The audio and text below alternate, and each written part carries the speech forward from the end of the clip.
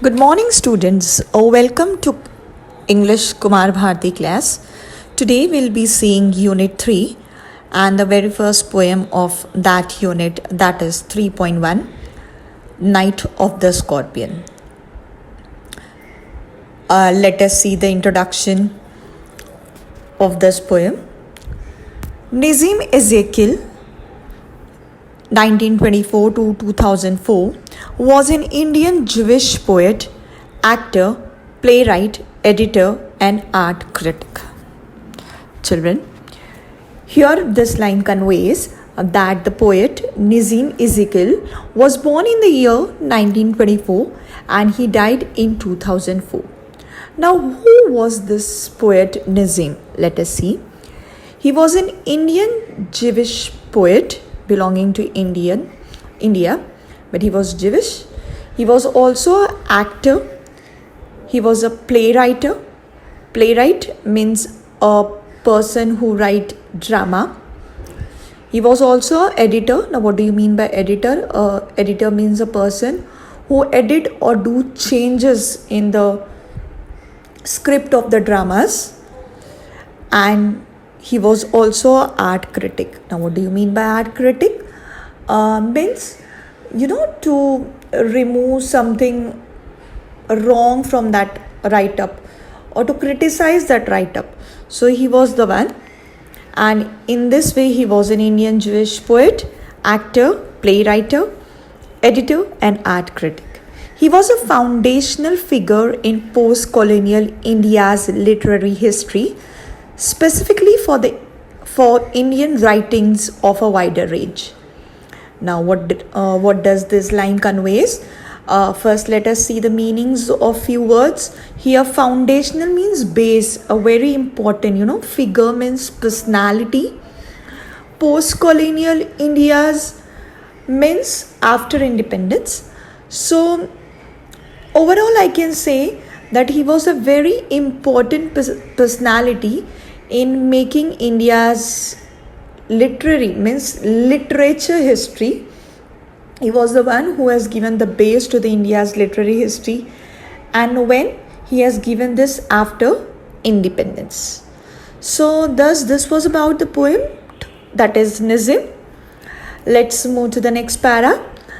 The next para comprises of one line which tells us about the poem. The poet depicts, that is, represents the selfless love of a mother who is stung by a scorpion. Children, let us see the summary which is hidden inside this one line. This poem is actually a story. Okay, there's a story behind this poem. So the poem The Night of the Scorpion can be interpreted in two different ways. You can see it, you can take it into two ways. First, the poet, that is Nazim, describes how on a rainy night the poet's mother is bitten by a scorpion and what are the reactions to it. Secondly, the poem represents the Indian ethos, superstition, and cultural richness through a simple incident where the villager did irrational things rather than helping the mother. This poem also symbolizes the typical Indian motherhood, which represents her sacrifice and affection for her children.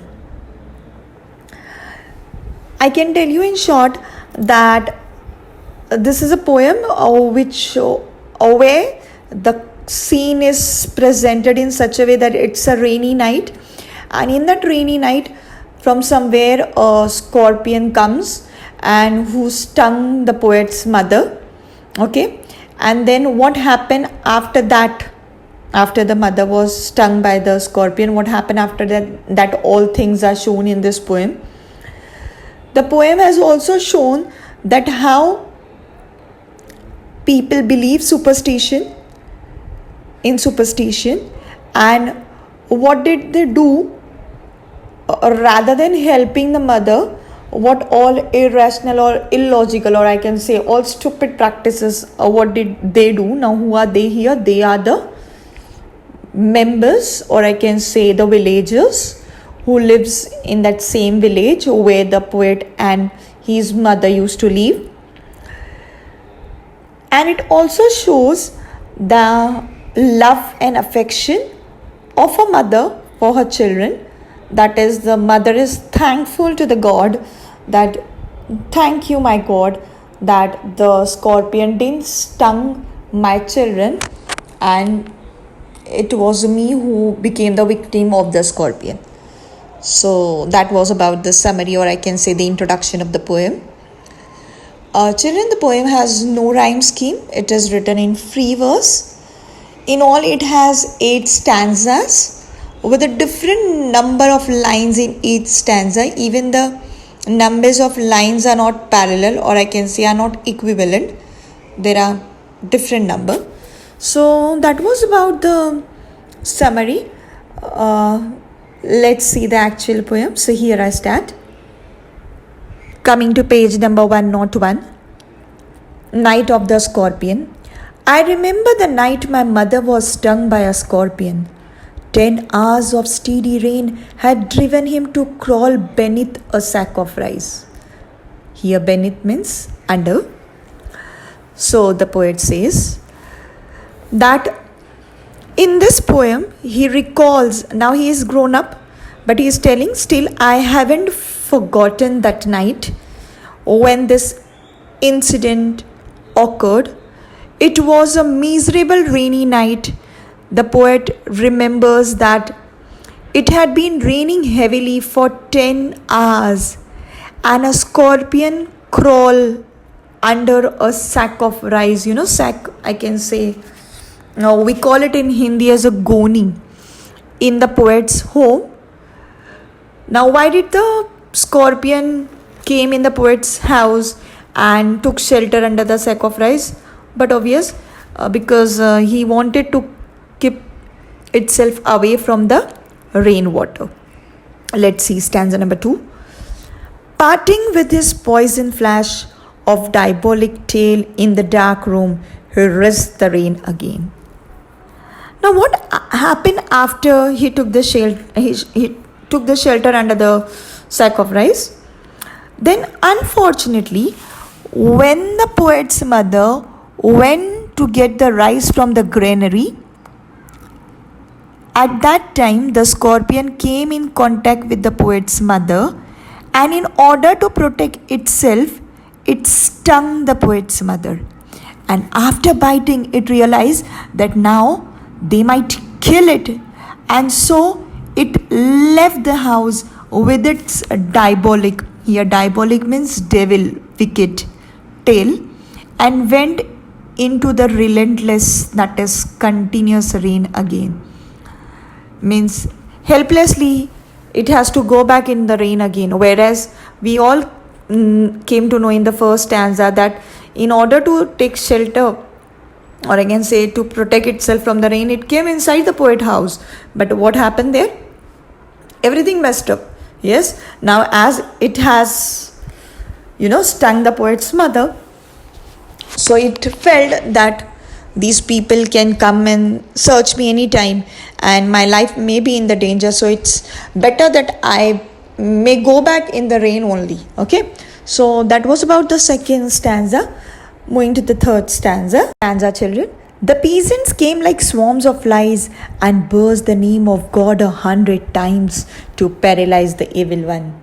Children, in this stanza, the poet is saying that after hearing this incident, of course, the incident spread like a rapid fire in the village, and on hearing the incident, all the villagers, that is the peasants, came rushing to the poet's house.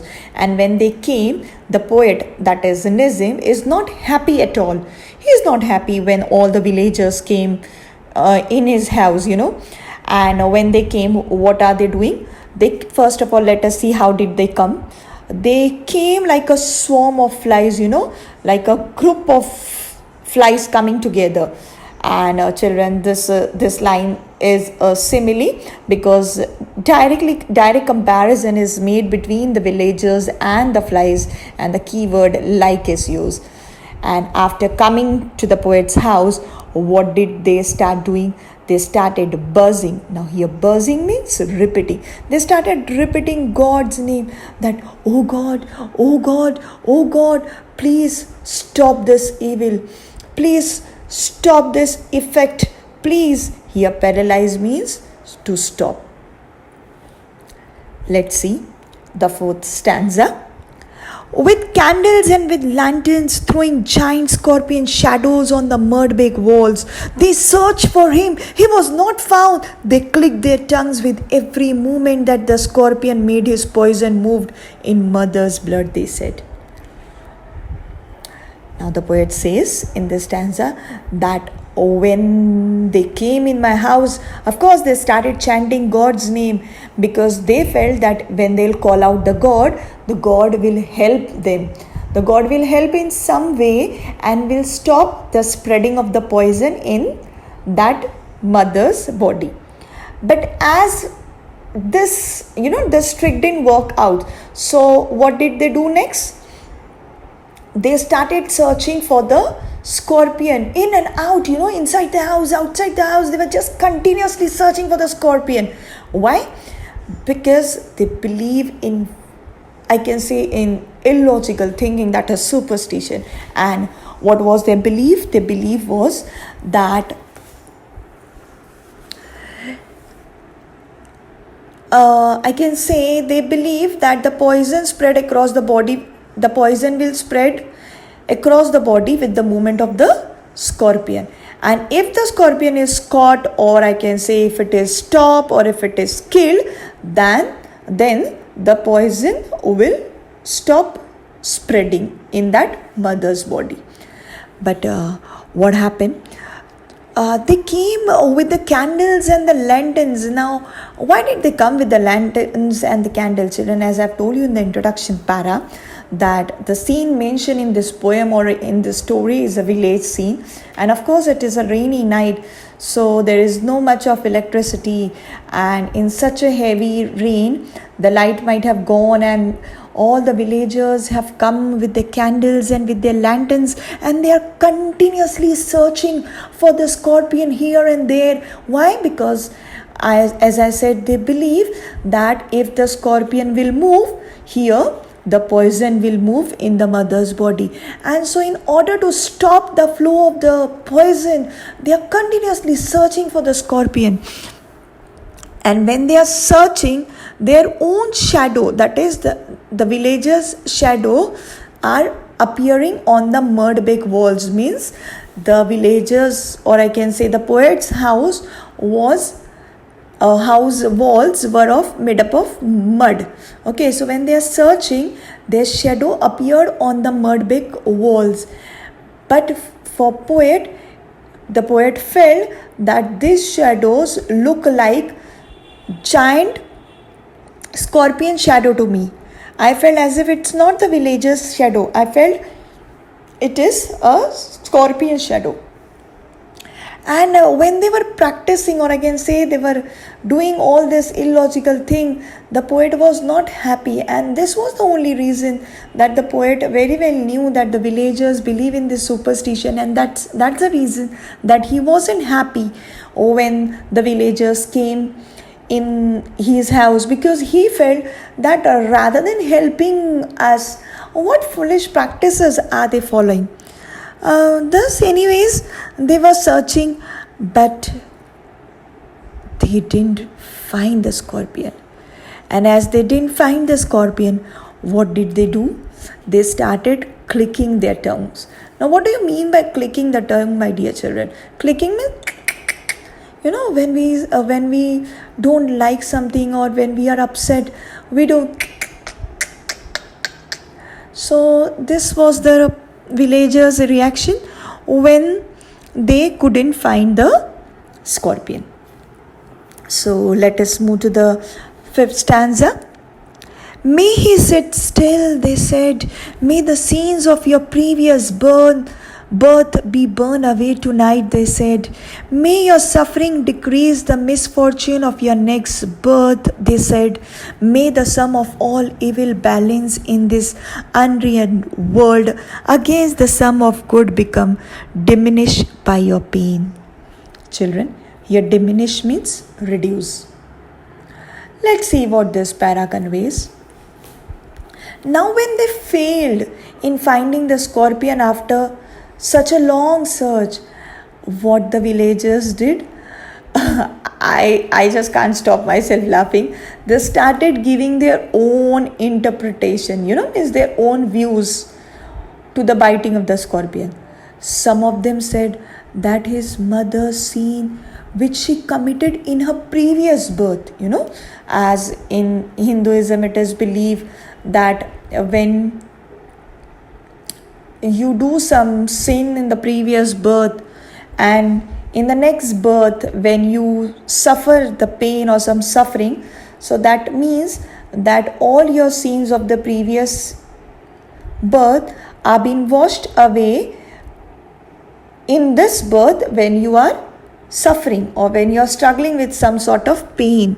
So that's what they are trying to say, that as you're suffering, as you're bearing this pain, so may God wash off your sins of your previous birth, because you're suffering so much, you're bearing all that pain. The other said, someone else said that she is going to die, and said that the pain that she is suffering from will decrease the trouble in the next birth. So what is the other person trying to say is that maybe she is about to die now.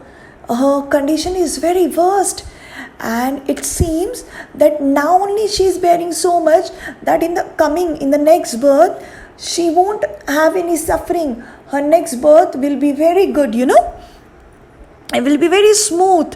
There will be no pain or some misfortunes, some bad in her life. So all these were the interpretation, or I can say superstition belief, which they had in their head, and now here they are just telling and I can't say that they are wrong. From their point of view, they are just trying to console the victim, that is the poet's mother or her family, that is the poet and the poet father or his sibling, I can say. Some other put forward that her good deeds will be balanced against her bad deeds because of the bite of the scorpion. Some else says that if she has done some bad deeds and now as she is suffering and bearing the pain, her all bad deeds will be washed off and her good deeds will be counted. So it's getting balanced, So she's saying, they are saying that anyways, this is a temporary world. Our real world is life after death. And now as she is bearing all this in unreal world, then in her real world she will have a very peaceful life. So in this way they all were trying to console the mother and her family members. Let's move to the next stanza. May the poison purify your flesh of desire and your spirit of ambition, they said, and they sat around on the floor with my mother in the center, the peace of understanding on each face. So children, in this stanza, some others said that the poison will purify and refresh her flesh of desire and her spirit of ambition. All of them seem to be in peace because of their thought. And now when all have given their interpretations, their views, and when nothing worked out, so now they are simply waiting very peacefully. And what have they done? They have placed the victim, that is the mother, in the center on the floor, and they all are sitting around, surrounding her in a circle, I can say, maybe in a circle, and they all are like, I can say, like, it's bad, but whatever it is, maybe it is good in any way, like it may be it may wash off her previous birth sins, or it will make her next birth peaceful. So somehow, helplessly they are trying to adjust, they are trying to accept the fact, and so they are sitting silently, waiting that let's see what happens. Yes. So coming to the seventh stanza: more candles, more lanterns, more neighbors, more insect, and the endless rain. My mother twisted through and through, groaning on a mat. My father, skeptic, rationalist, trying every curse and blessing, powder, mixture, herb, and hybrid. He even poured a little paraffin upon the bitten toe and put a match to it. I watched the flame feeding on my mother. I watched the holy man perform its rites to tame the poison with an incantation. After 20 hours, it lost its sting. Children, when the villagers, the other villagers who haven't reached the spot yet, when they all also came to know that the mother is in deep pain, more people came, more neighbors came with more candles and more lanterns, okay, and even outside more insects are roaming here and there, and it's raining continuously. It's just an endless rainy night, okay. And what is the situation shown here? His mother is, however, crying and rolling on the mat with severe pain, but nobody cares. Now, why the poet says that nobody cares? Because they are not helping, they are just giving their interpretation. They are not trying to help in any way. And it's only the poet's father who is very concerned, or I can say very, having much of care for his wife, who is very skeptic here. What do you mean by skeptic? He is not a superstition personality. He believes in logical thinking, he believes in reason, and he is a rationalist, one who does not believe in superstition, and he leaves no stone unturned to cure her. Means he did her best in a best possible way, whatsoever he can do. He just brought powders and he started making medicines, herbs, hybrids, to help to reduce her pain or to stop the effect of the poison. He even poured a little paraffin upon, I can say, the bitten toe and then fire it so up. He put little paraffin. Now, what is paraffin, my dear children? Paraffin means a wax. It's a wax, and then he lighted that paraffin with a matchstick. Okay, this is I can say a practice which people do in order to kill the effect of the poison. So that's why he did. And the small boy, that is the poet, is watching all this. He is also watching the flames of fire burning on the mother's toe. He is saying, I am seeing all this, that how my mother is suffering with intense pain. He also watched the holy man, religious man who is being called by the villagers. He is performing his rites, his rituals to tame. Tame means to end the poison with an incantation. Now, what do you mean by incantation? All those, mantras and tantras. He's just chanting all those magical words and trying to stop the effect of the poison. But all this is going on at one place. That sadhu, that holy man, is performing his ritual at one place.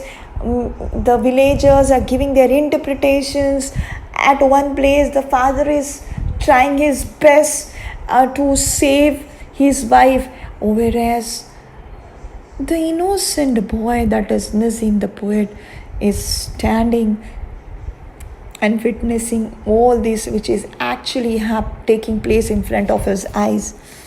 And he says his mother ultimately recovers from the poison after 20 hours. After 20 hours, the poison lost its sting. The next and the last stanza. My mother only said, "Thank God the scorpion picked on me and spared my children." My dear children, the last line is quite emotional and heart touching. It represents the motherhood of that lady. The poet says that even after recovering from the poison, what was the mother's word? The mother's words were, "Thank God that the scorpion picked on me." Means the scorpion stung me and not my children. Because if the scorpion would have stung my child, then being so small, my children would have not bear this suffering, this pain. It was me, the adult, and my power was much more stronger than my children. And it's just my love for them and their love for me that I've come back to the life.